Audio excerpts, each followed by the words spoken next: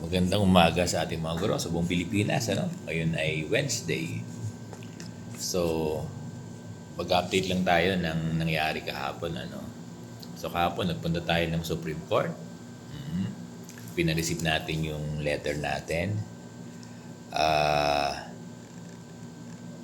Aantayin lang natin yung reply kung sabi naman sa Supreme Court, nung nakausap natin nag-receive, tinanong ko kung nagre-reply ba ang Supreme Court. Sabi nila okay naman. At ako confident naman ako na tinanong ko kung mababasa ba yun ng Chief Justice. Oo daw. Oo, babasahin daw ng Chief Justice. Iantayin natin yung reply ng Supreme Court. At alam ko, confident naman ako na mababasa kasi sabi nung nag-receive sa receiving ng Supreme Court, sabi binabasa daw. Alam niyo, mabasa lang yan ng Supreme Court ng Chief Justice. Malaking bagay na yan. Di ba?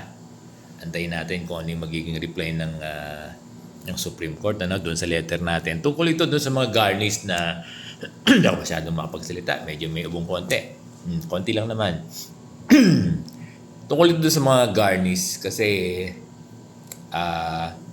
nahihiwala tayo na may impluwensya yung Chief Justice kasi under niya yung mga mga judges na sana pag rule out ng garnish wag isama yung mga benepisyo ng ating mga guro. Kasi yung benepisyo ng ating mga guro, even yung salary ay kapag may pamilya yung guro, yun yung ating assertion. Yung mga anak sila, may karapatan na sila doon sa salary benepisyo ng guro, Tapos nagpunta rin tayo sa Land Bank, doon sa main office nila sa Malate, Manila. Napareceive natin. Sabi naman din doon ay tinanong ko kung mababasa yung letter natin, yung pinakamataas, yung CEO ng Land Bank. Central office nila, sabi oo daw. Kasi doon natin in-address yung letter natin. Again, ang purpose natin doon ay para pa rin sa mga garnish. Para pa rin sa mga garnish na sana huwag i-garnish din lahat ng Land Bank.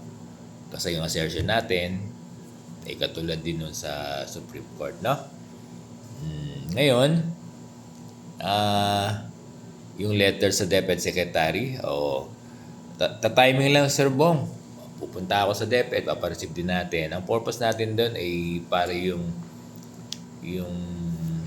BSP, Magtanong tayo tungkol dun sa Bangko Sentral ng Pilipinas, ng policy ng BSP, kung ano na ang update, Kasi alam ko, nakipag-coordinate ang DepEd sa BSP, So, susunod tayo kay DepEd Secretary Sani Angara para sa policy ng Bangko Sentral ng Pilipinas. At kasama din doon sa letter,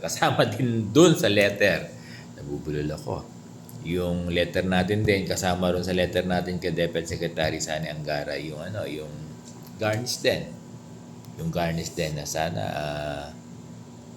kung po pwedeng magkaroon ng DepEd intervention, o directive na yung mga benepisyo ay baka po pwedeng ng mga garnish yung mga gusto, yung mga garnish lang na over the counter ng mga ng mga ADAS tsaka ng mga disbursing officer ng division at ng school, So, yan yung update natin sa mga kaganapan na ginawa ni Sir Bong, yung pagpunta sa Supreme Court at yung pagpunta sa Land Bank. Yun sa DepEd, let's see, ipaplan pa ni Sir Bong, sa lalong madaling panahon.